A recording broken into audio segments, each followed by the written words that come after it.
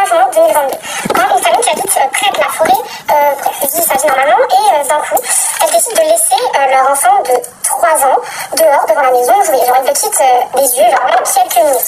Et quand ils reviennent, il n'y a plus personne. Il n'y a plus de Riker, il n'y a plus de petit garçon. Il a disparu. C'est un petit garçon de 3 ans, les enquêtes commencent tout de suite, tout va très très vite.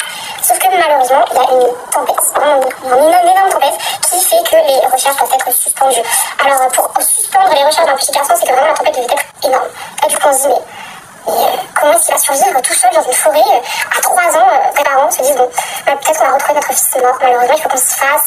C'est comme ça. Sauf que, surprise, 2 jours après, une dame appelle la police pour dire qu'elle a retrouvé Riker dans une cabane dans la forêt. Et là c'est vraiment un soulagement. On se dit mais waouh, mais comment est-ce qu'il a fait? Comment est-ce qu'il a fait pour survivre? Pourquoi est-ce qu'il a été retrouvé aussi loin de chez lui?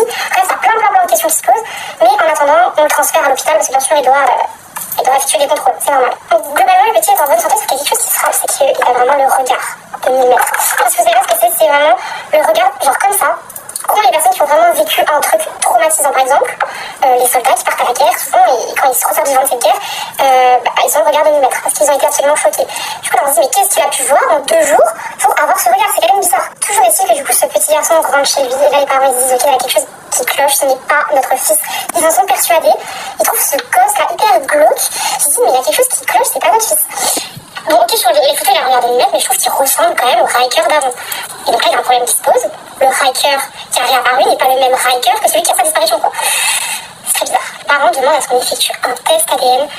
Les résultats tombent. Et l'ADN ne correspond pas. C'est-à-dire que ce n'est pas le même petit garçon. Alors bien sûr du coup, qui est ce petit garçon? Enfin on comprend pas. Et on n'aura jamais la réponse.